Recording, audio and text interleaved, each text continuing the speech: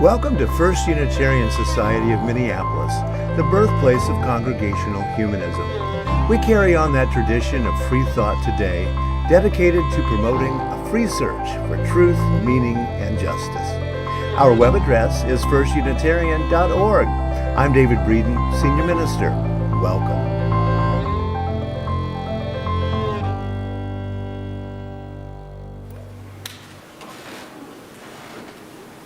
Good morning, everyone, and welcome to First Unitarian Society of Minneapolis on this Sunday, April the 28th, 2024. First Unitarian Society is a member congregation of the Unitarian Universalist Association of Congregations, and we are the birthplace of Congregational Humanism. Our programming is on-site live, just as it is just at this moment. We're also online live streaming. And we're available 24/7 online to find out all about what goes on here. I'm David Breeden. I'm the Senior Minister. I'm joined today by Mike Vosich, our mighty music director. Yeah. Amos Lucidi, our mighty keyboardist. Yeah. Rev. Dr. J. Exodus Hooper, our Minister of Community Education. And the Chalice Choir. Now, if everyone would look to your right and or left and say to someone near you, I'm so glad you're here today. I'm so glad you're here today. I'm glad you're here today. Good to be here. Yeah, we're passing the houses. Yeah. Well, that's what we love to hear around here is conversation. The den of conversation is the humanist way, conversing, thinking, talking, deeply listening to each other. Welcome, everyone, to this place of love and justice. We fail, yes, to always be 110% loving and just, but we will always try again. That's what we do here. Welcome, and thanks, everyone, for being here today. Take it away. Hello. Woo, hey, okay. Good morning. Thank you for being here with us this morning. The Chalice Choir is here. We're going to have two selections this morning. One is to open up is called Rain Has Fallen, and we've been sitting on this one just waiting for some rainy days. So we finally, I always said, fine, today's the day, we'll do it. So Rain Has Fallen as opener, just a nice, finally, Dues music not about snow and winter, and yeah, here we go. We're in spring. And then we have another piece called So Take This Song of Joy, which is a shaker tune, and today we have Jay is going to be speaking to the ethical explorers and the work with kids here. So just kind of a little passing on the joy to the youth. Take the song of joy and take it with you and carry it forever.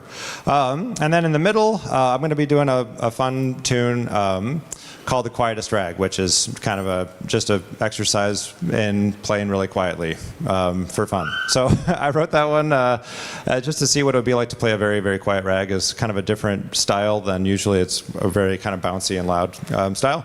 And that one I thought I could kind of metaphorically weave into what Jay's message is doing today about really carefully listening. We want to, as educators in this ministry that Jay's doing, is really uplifting our kids' voices and listening to even the quietest of us. Make sure everybody is heard. So that's the music today. We're going to start out with Rain Has Fallen.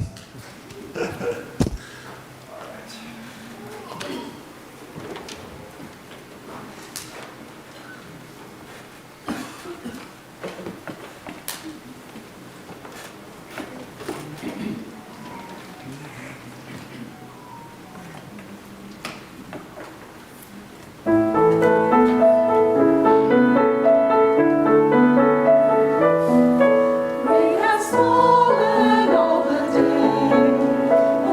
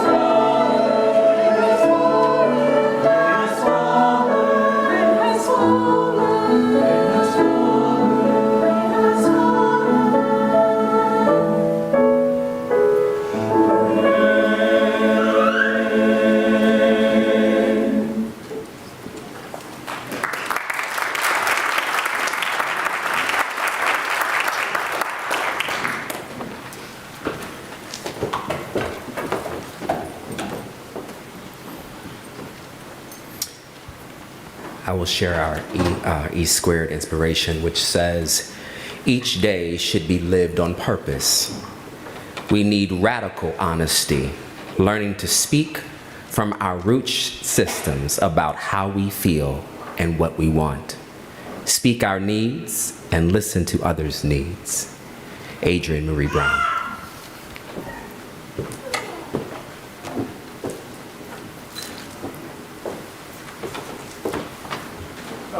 We're going to invite you to stand and sing along as you are able to. We're going to be doing the song Come Sing a Song With Me, number 346 in the gray songbooks, or you can find the text up on the screen here.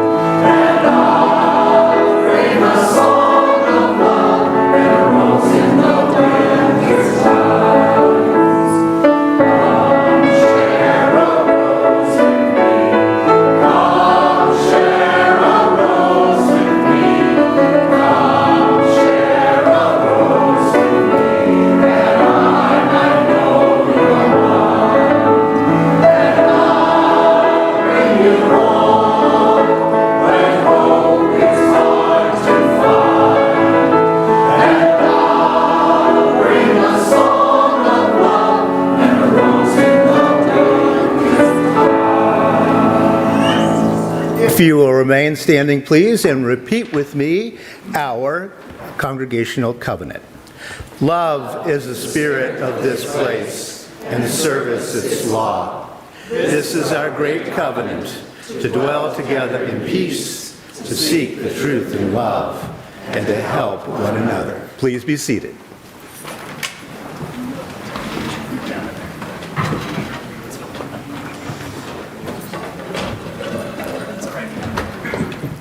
Thank you so much, choir. Wonderful.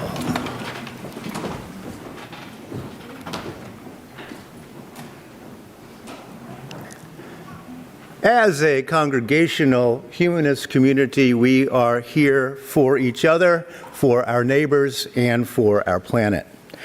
When we gather on Sundays, we take a few moments to think about the human experience, the joys, the sorrows, and the milestones. We do this in order to keep in touch with our own humanity and to remind ourselves of the blessings of a little bit of quiet. A sorrow this week. Connie Johnson, the wife of our longtime auctioneer for our annual auction, Kurt Johnson. Many of you know Kurt.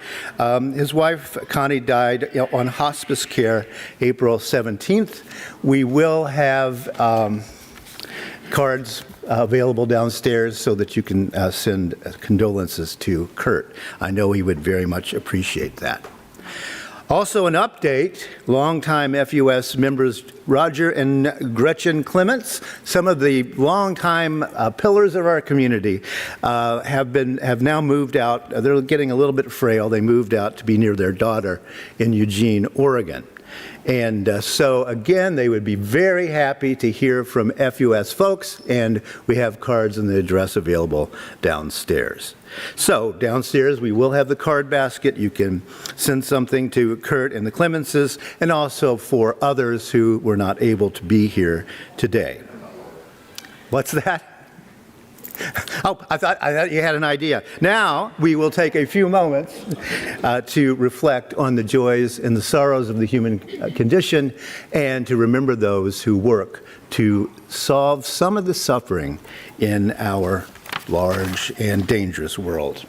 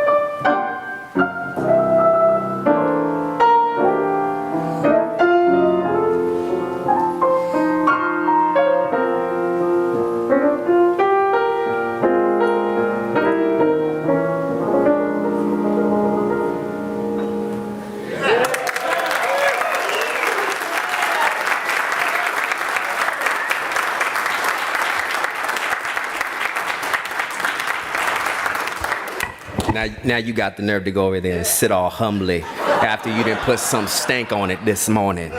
You put some real stank on that. I like that, sir. Yeah. That's all right. Yeah. I'm so glad to have with me Justice Bovee, who is going to join me and open up this talk before I begin. If you do not know Justice Bovee, longtime First Unitarian Society member, but also the president and founder of Secular North.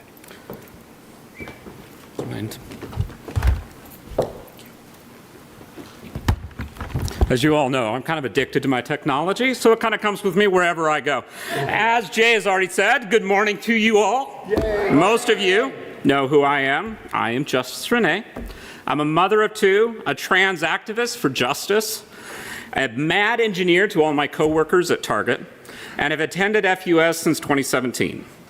I am also the president and founder of the Secular North, and that is the role that I am presenting today, here today. Secular North was started from a concept, in large part, thanks to David Breeden. In 2018, I was sitting just right over there, and David gave a very important, rousing message about the need for connection and guidance and stepping involved and showing active connection with community if we're going to see a change in our generations as we move forward.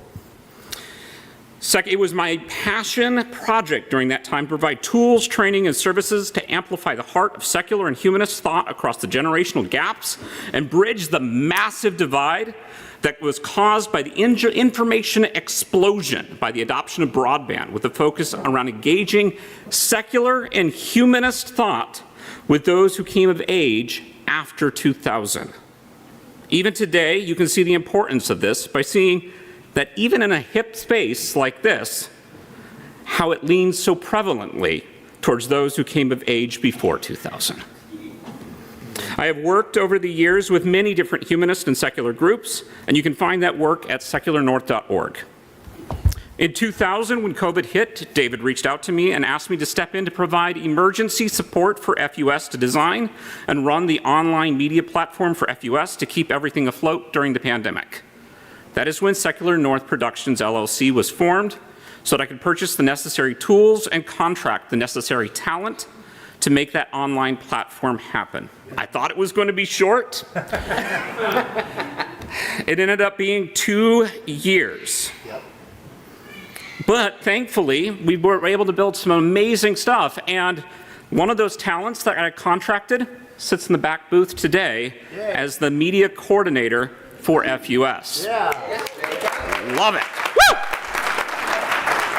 We were able to bring that emergency session to a close, and I thought I was going to be able to move right back into my role of going to different groups and help them with this focus around activism and engagement. But last August, over drinks at Utapils with David, I was presented with yet another opportunity to provide emergency temporary assistance for FUS. See, Allison had stepped down as the RE director that spring, and there was a huge concern about rushing in and hiring a brand new RE director to provide religious guidance for the hearts and minds of our youngest members. So let's get really real. I'm a mother of two. I have an 18-year-old and a 13-year-old. I love them so deeply much, and I want them to seize everything beautiful and wonderful in this world. I want to share the importance of skepticism, the heart of embodied humanism, and the connection that it can only come from embracing the beauty of human diversity. I absolutely didn't want the RE community to be forced to rush to a decision. And so over a drink, David and I outlined a temporary plan, and then we spent the next month with conversations with the board, conversations with other possible people to provide assistance, hammering out the emergency details, and talking with the parents of the kids in the RE program to understand exactly what those needs were going to be that we could cover for the next year. I may have been a former youth pastor, assistant camp director, but I am no educator. And so I wanted to clearly meet the best needs of our group, and so I contracted with J. Exodus Hooper. J. Exodus Hooper is the affiliate humanist clergy of FUS, so he knows all of you and has worked very long across the board with FUS. They have a background as an educator for 10 years in the inner city schools of New York, Washington, D.C., and Baltimore. They have a master's in arts and cultural management, a master's in theology, a doctor squared, a PhD. They are brilliant, a leader in ethical society and across humanist spaces, and an amazing artist in their own right. I mean, you've seen some of the stuff that they put on, and their education is phenomenal. Together, we wrote out a framework for the ethical program, Ethical Explorers program, that we've utilized over this last year for emergency coverage. I handle the tech and the business aspects, while Jay carries the heart and has led the amazing program that has engaged and guided our children. I may be a little bit biased, but over the last RE year, my youngest went from constantly whining about why they had to go to FUS and why they couldn't stay home and watch TV, to asking me, what is the next craziest thing that we're about to pull off? Yeah. As with any emergency program, the initial plans and many of the things that we thought were going to happen didn't. And we've had to adapt with what our youngest members here at FUS needed. And we've had to figure out what is the right strategy to meet those needs. Right now, we are about to come to the end of the emergency coverage that we provided to FUS. And so we wanted to make sure to bring you all in to what we have done with our young and to bring you a part of that program. We have worked with the RE committee to think about through the guidance of what that future looks like, but at the end of the day, that is their decision, their process and their practice. We are only there to provide guidance and assistance in that process. So we want to present to you the Ethical Explorers program, and our hope is to amplify the heart, and more importantly, and the heart and the voices of our youngest FUS members, because they are what matter. Take it away, Jay. Yeah, all right. Thank you.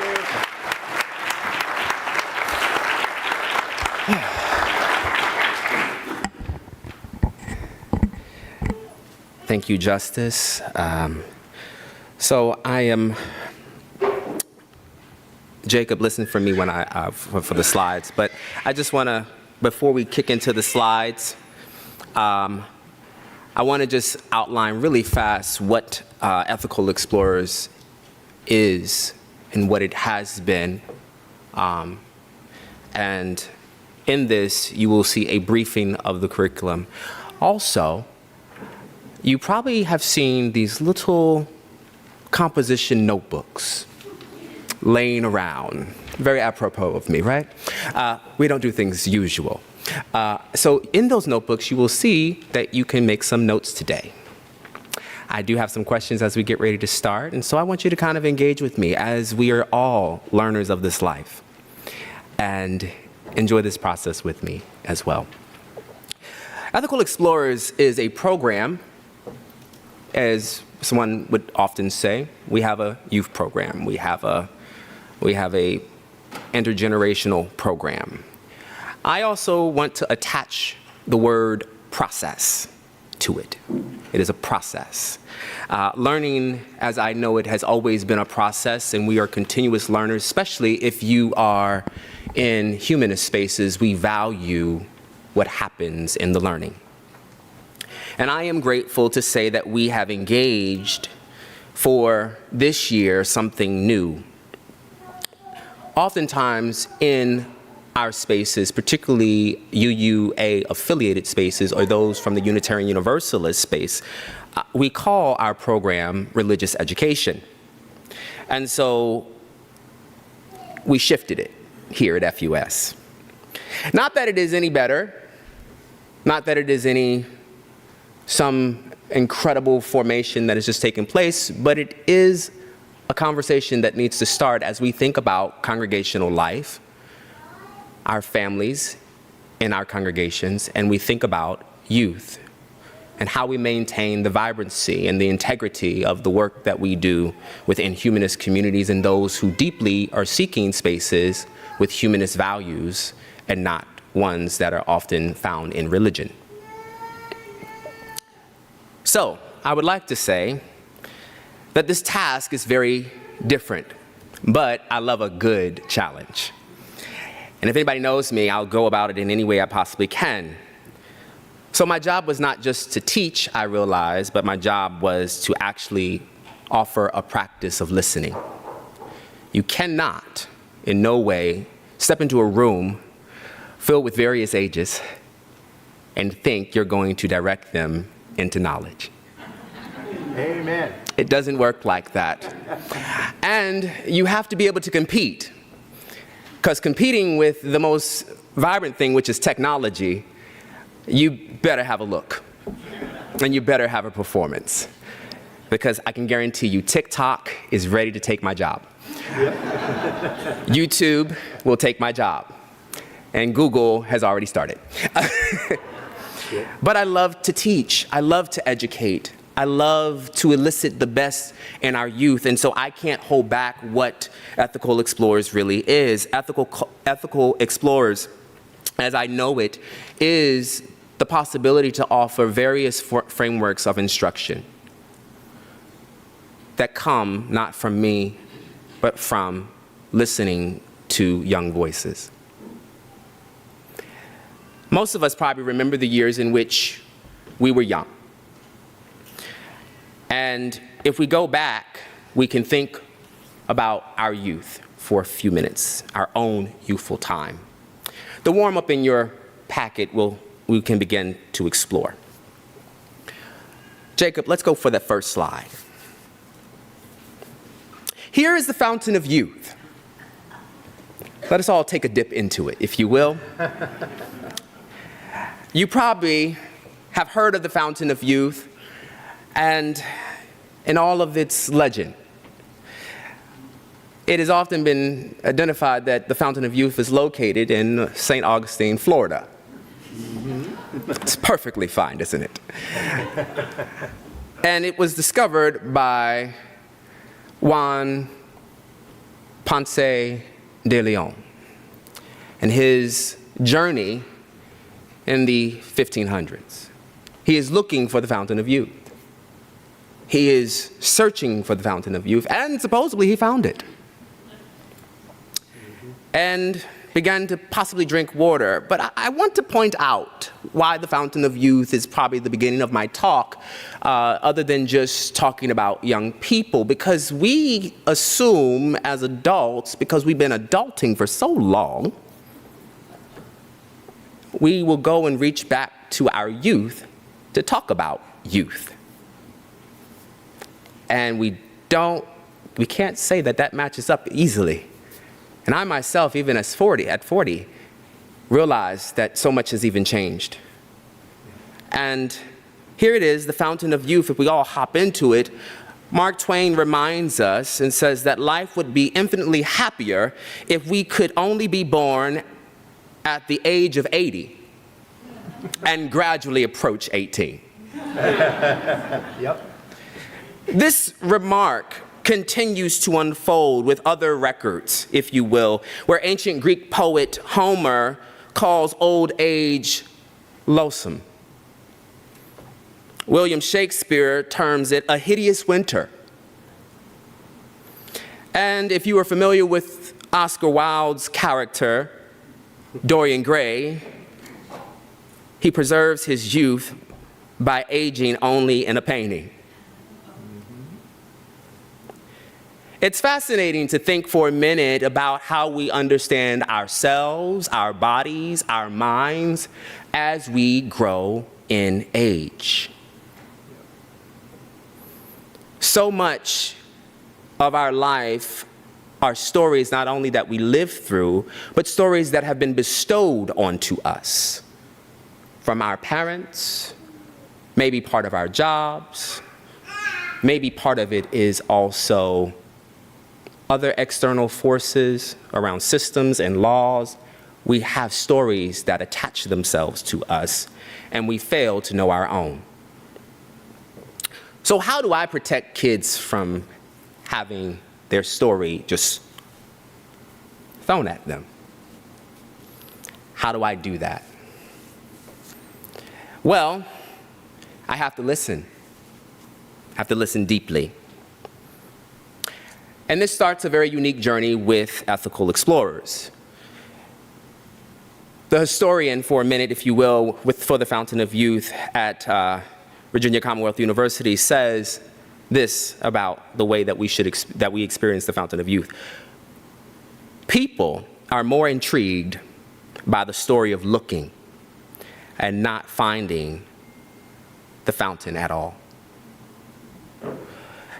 I've been on this journey with our youth, with our intergenerational camp, I'll say. And I will say, I have been more fascinated with looking with them, listening with them. And so where does this place us? This places us in being explorers. And so I invite you to be an explorer today with us. Next slide.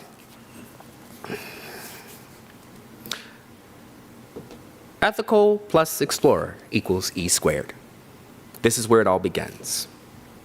Ethical explorers is a learning process for moral compass, moral courage, moral creativity, and moral character development.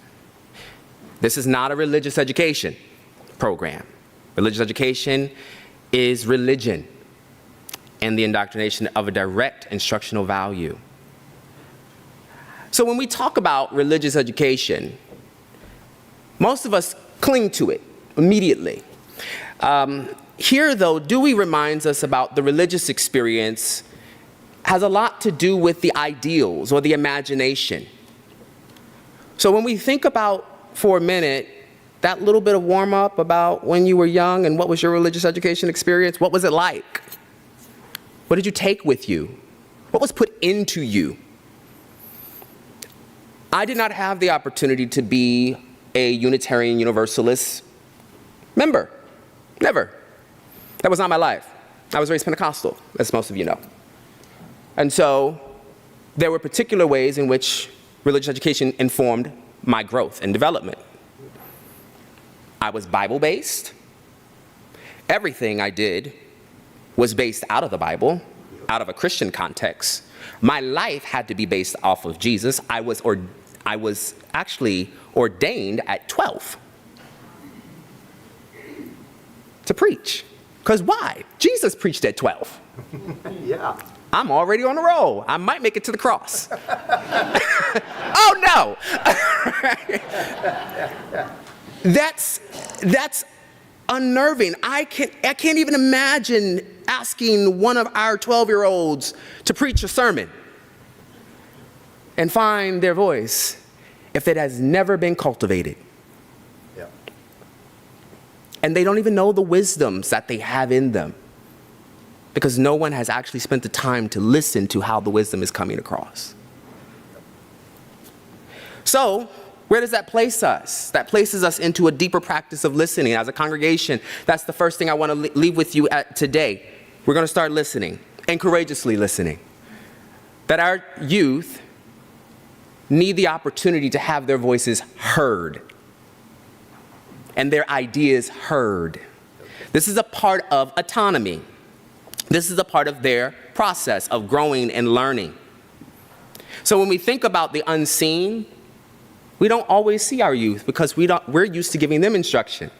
That's the directness of instruction. Direct instruction has an objective. This is what I'm going to teach you. This is how you're going to do it. And at the end of the day, there's an outcome. But what if we go through a process differently? What if we allow for them to offer us the journey?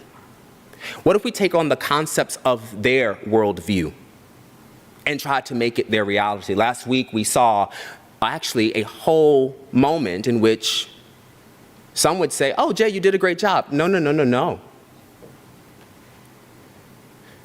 Avi did a good job, writing an incredible script. Jay, you did a great job. No, no, no, no, no, no, no. Hadassah did a great job, acting out the character and listening to Avi. All I did was make sure that the space was available, that what they desired was going to be in the space, and make sure that nobody gets hurt in the process. Even their feelings. Amen. Because that's important. So this is why it's important for us to look back at Dewey for a few minutes regarding how we see religion and how religion is different than the religious, right? And how we need to consider how we are institutional, doctrinal, right? And how we engage our human experience by having the religious. This is what makes us religious humanists or a congregational humanist. Next slide.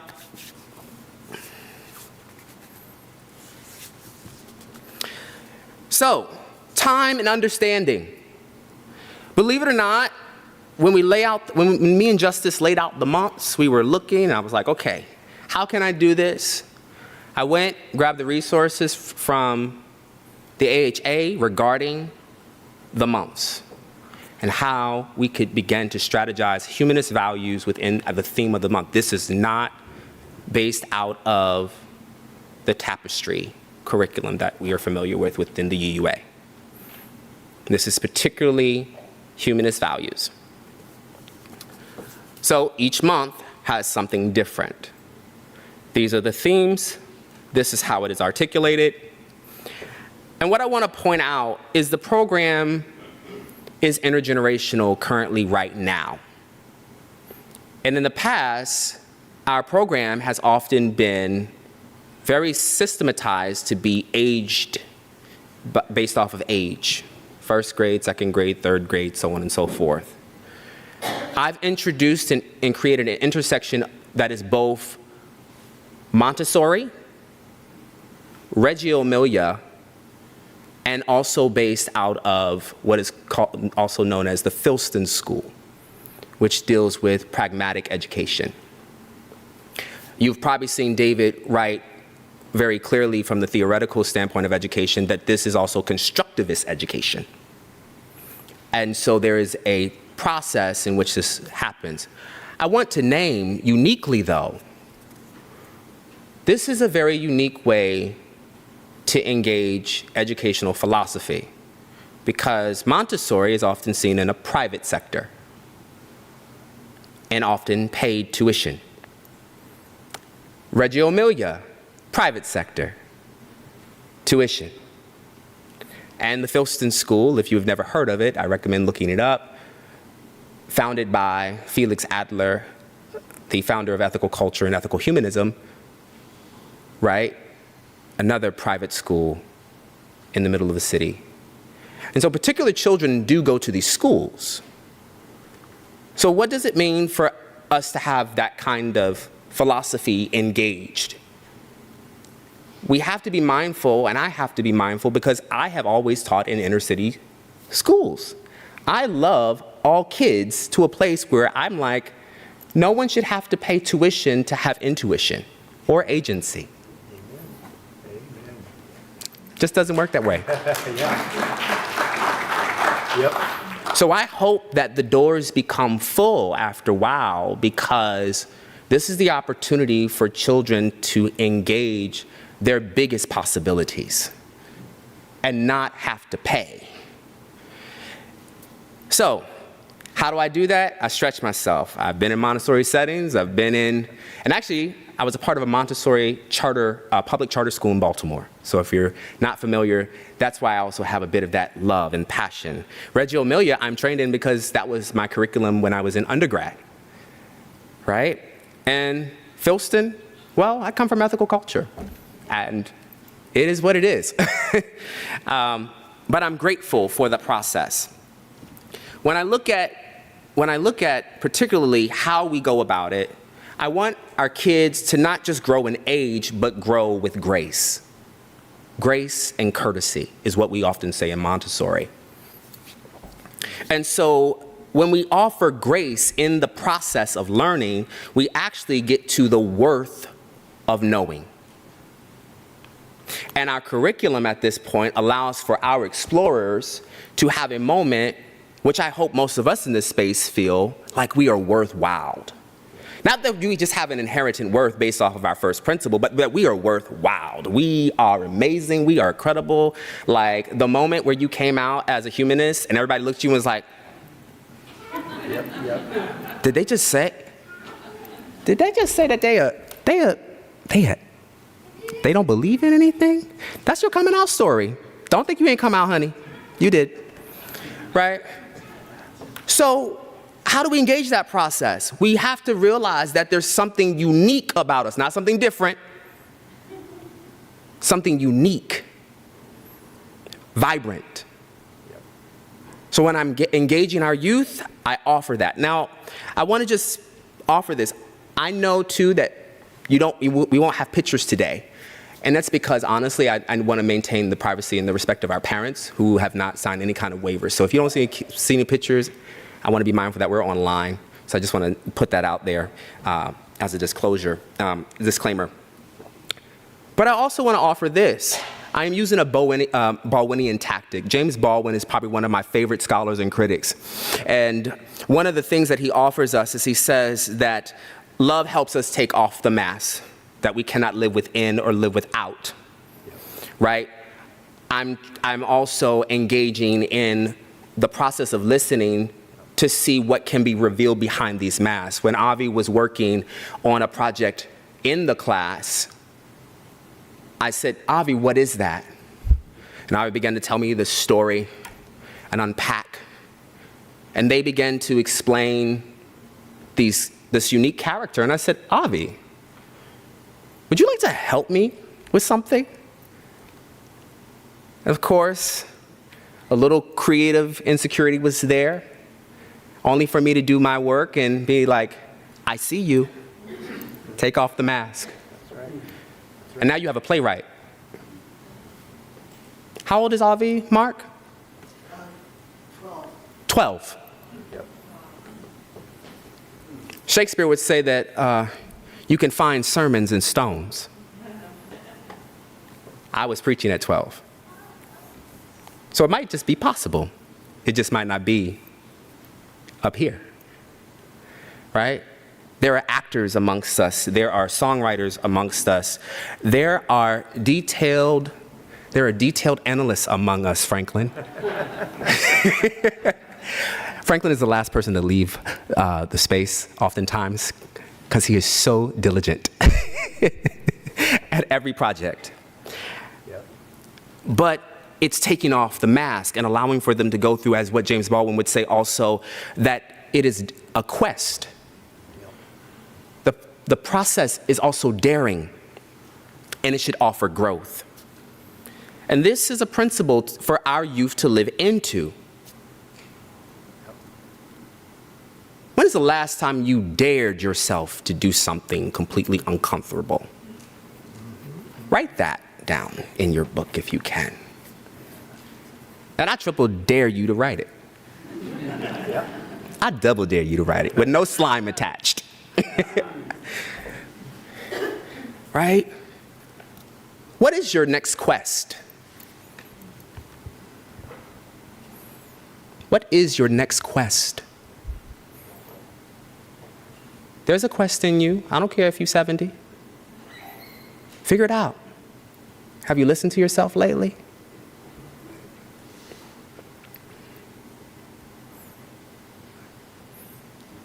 What are you growing into?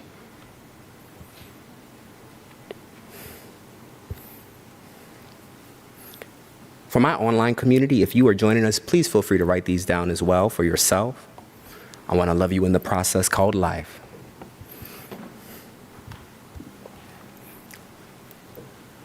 Let's look at the physicality here. Next slide, Jacob.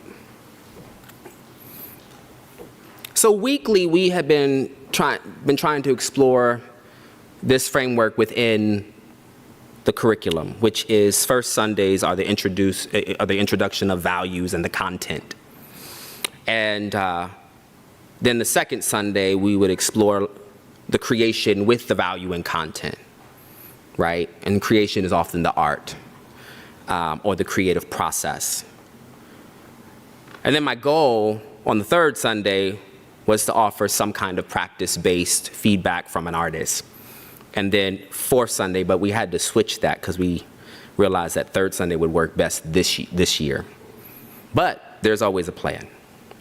And I'm really appreciative to David for giving us the opportunity to move us into an intergenerational concept that is more youth-focused. So last Sunday was your intergenerational process.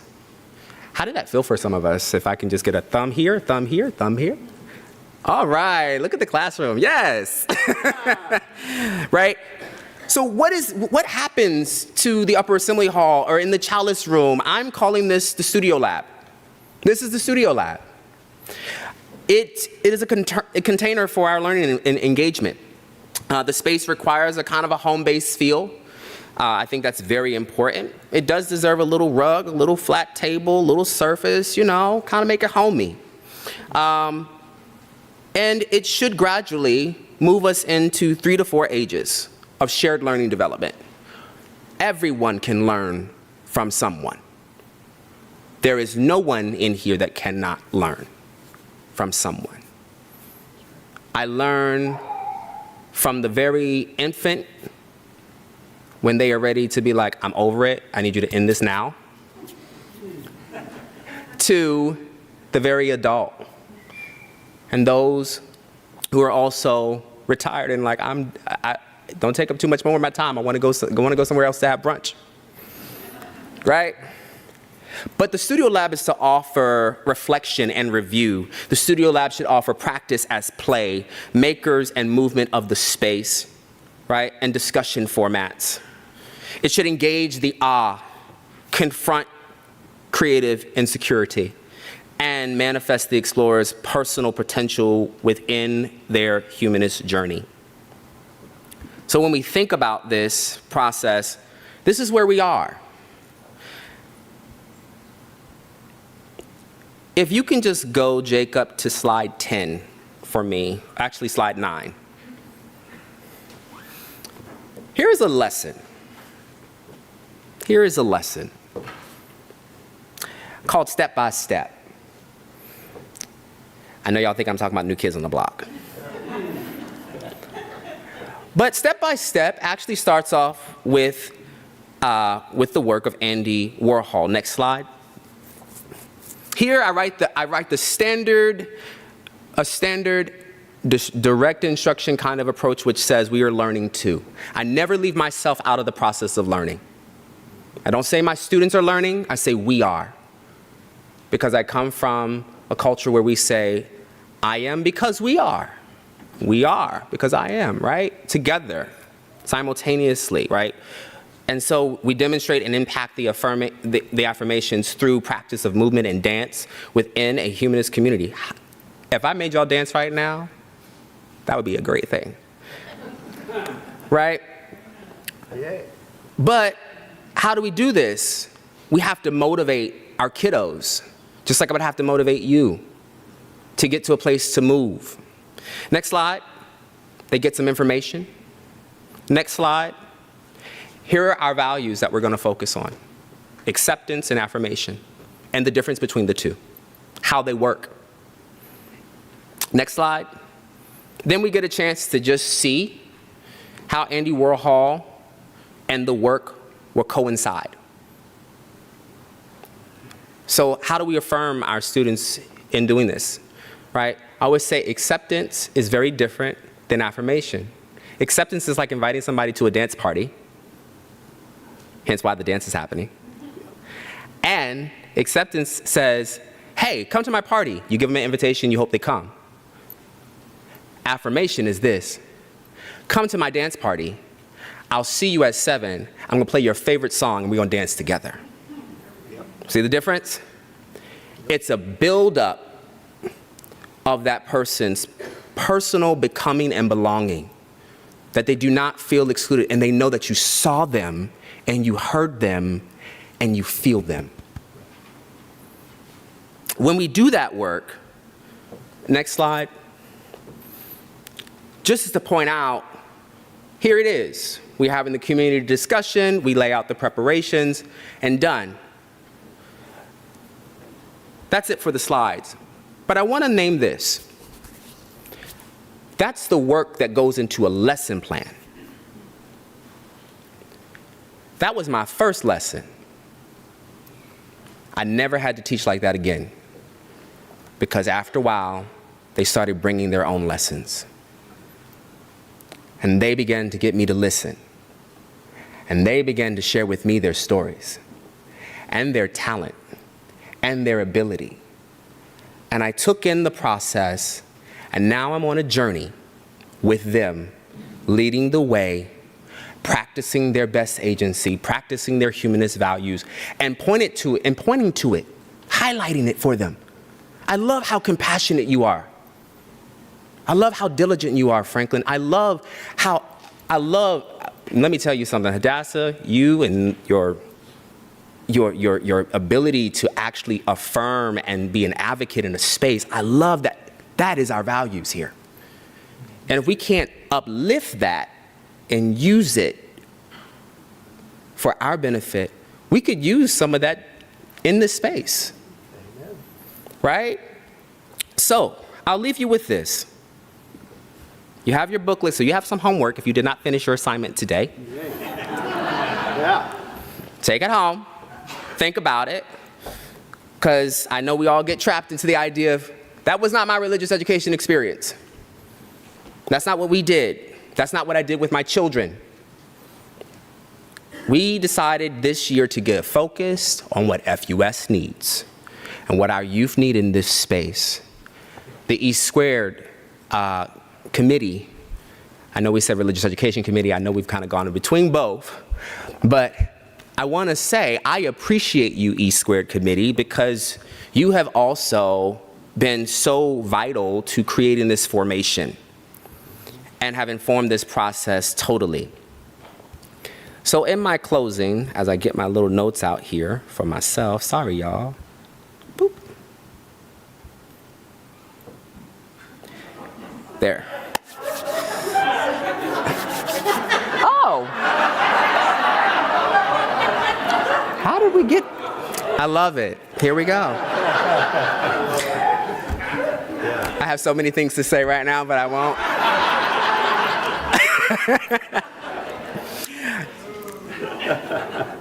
In the closing of this, I would like to say that if anything, what we need in this coming few years, my 3-year plan is that we would have an active, growing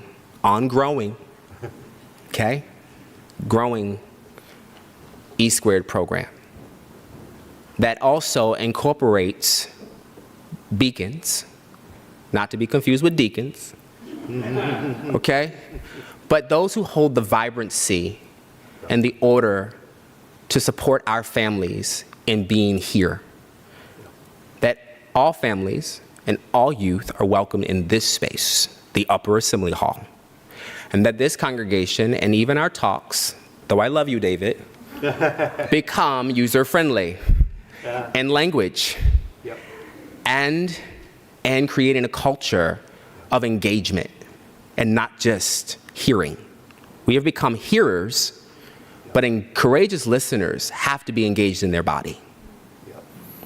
And lastly, my hope is that we build this out to a lifelong learning program of all ages, where those who have retired, who are in their latter years, who have been sucked in by the system to work all their life and cannot do any more social justice work, finally have a space of encore to remind you it's your time again to shine. Because we need to focus on you too. You still have your fabulous. And that would be a whole nother talk. Yeah. But I want to offer you your fabulous because you deserve it. And continue also to make this role not as a religious education director, but a lifelong learning minister where there is actual family and pastoral support for our youth in their schools as well as in their home. Because there's a lot of things to process when we are young and as we mature. I say these things, I hope that you hear me, because I would love for our our light to just shine. And so I'm going to ask my choir to join me. Yeah. Mike, hand me that mic. All right. Because we're going to engage. We're going to get a little active. Tenors, do what you do, what you do, what you do. Do what you do, what you do, what you do. Do what you do, what you do. Do what you do, what you do. Do what you do, what you do, what you do. Do what you do, what you do. Do what you do, what you do, what you do. Do what you do, what you do. Stand. Do what you do, what you do, what you do. Do what you do, what you do. Do what you do, what you do, what you do. Do what you do, what you do. Do what you do, what you do, what you do. Do what you do, what you do. They sound great. All my y'all can stand, come on. All my fellas in the room and fellas affirming, do what you do, what you do, what you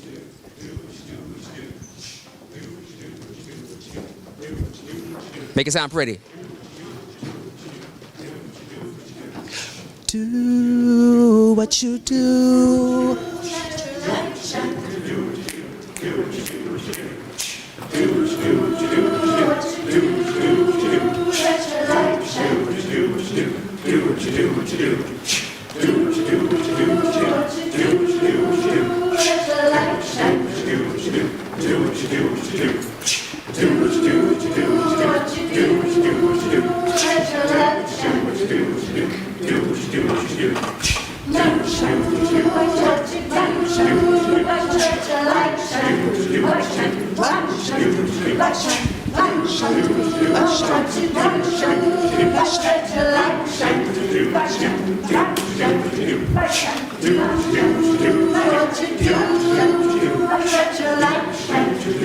Now y'all not gonna get. Y'all not gonna say. Here we go. I'm gonna switch it to y'all. That's called creative insecurity. Once you start feeling it bubble, I don't want to sing. I give you the mic. You're gonna go.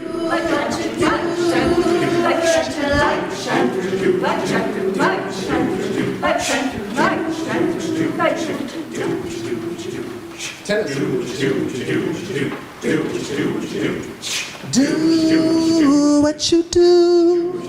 Let your light shine through. Sopranos, can you help them?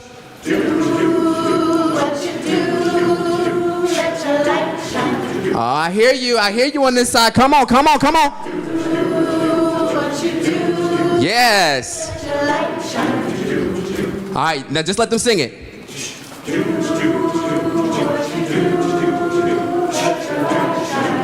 All right, they say, y'all can go ahead, join back. It's about to get real hard with this one. Get ready to breathe. Listen carefully.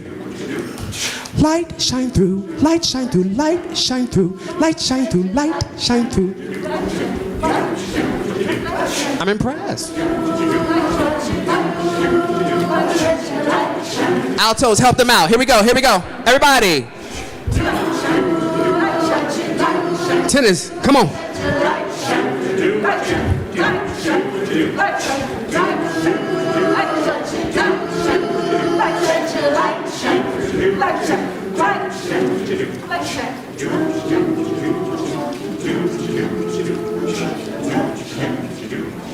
Do what you do, what you do.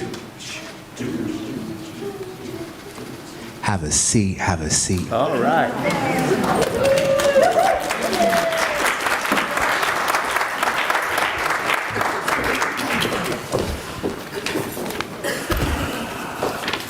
Do what you do, what you do, what you do. Do what you do, what you do. All right, well, good morning, everybody. My name's George Hutchinson. I have a question for you. Who likes to say yes? Show of hands. All right, okay, it's good. So saying yes to a request does two things. One is it affirms our commitment to the requester. The child who is asking for the treat may or may not return a big smile, but they get the message. The second thing it does is the endorphin rush. You did something for someone else, and your endocrine system responds. Now, it's not always relationship building and drugs, is it? Sometimes it's the repair shop that has to replace the oxygen sensor and the engine control module on your car. This is a tough call. Pay the mechanic now or risk an unscheduled roadside mini vacation in wet weather, followed by a ride in that big tow truck. We trust the repair shop to tell us the truth. Making financial contributions is an act of granting permission. Permission to enjoy the treat, permission to feel good about bringing joy to someone you know, permission to appease the gods of microchip technology. So today, you can be the genie of the lamp. Grant one wish for today, save the other two for your friends. Go online, use the QR code you can see on the screen, or call the office to arrange an ACH transfer from your bank account, or dump that bucket of pennies you've been secretly amassing in the garage. Give your friends permission to carry on the work that you want us to continue doing. Think of your donation as a treat to someone you know.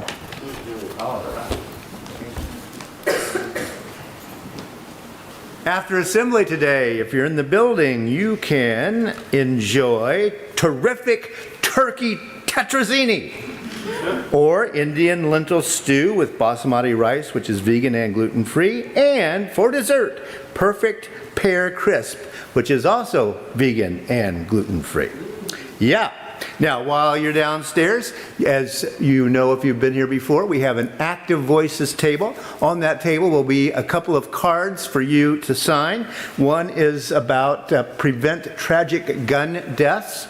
These go directly to our state capitol. And the other one is low carbon fuel standards are not a solution. So these are downstairs for you this afternoon. If you can, or right before you eat, you can sign up. Also, at noon today, we have a program in nonviolent communication. Many of you have heard about this. We have a member here, Rebecca Chesson, who will be giving a bit of a session. We'll be talking about it and forming perhaps a practice group of nonviolent communication. Coming up, a couple of things. One, Rev Kelly invites you to a death cafe. Yes, it sounds worse than it is. It's an end-of-life planning session, and this will be on Saturday, May 11th from 10 a.m. to 3 p.m. We'll be talking about health care directives, and we'll even have a notary public to get those notarized for you so you can get it done and out of the way. That is May 11th. Also, we have something going on here every Sunday morning, a Get Out the Vote nonpartisan letter and postcard campaign, and that will be going on in our library, which is out this door and all the way to the end to the left, and you too can participate in getting out the vote in the next election. And one more big thing, the National Day of Reason. You have heard of the National Prayer Breakfast. Well, we have a counter-programming thing going on among our secular community. It's the National Day of Reason Breakfast and Reception. That's this Wednesday, May 1st, 8:30 to 10 a.m. in the state capitol. Our fellow politicians who do agree that we need a separation of church and state will be there and be speaking. Join in and underline the fact that we really care. That's at the state capitol on May 1st, and it is in our Friday update. And to keep up with everything going on at First Unitarian Society, remember, sign up for especially the Friday newsletter, because that's where things are. Now, if you will repeat with me, please, our extinguishing the chalice words. We extinguish this flame, but not the light of truth, the warmth of community, or the fire of commitment. All of these we carry in our hearts and in our minds until we are together again.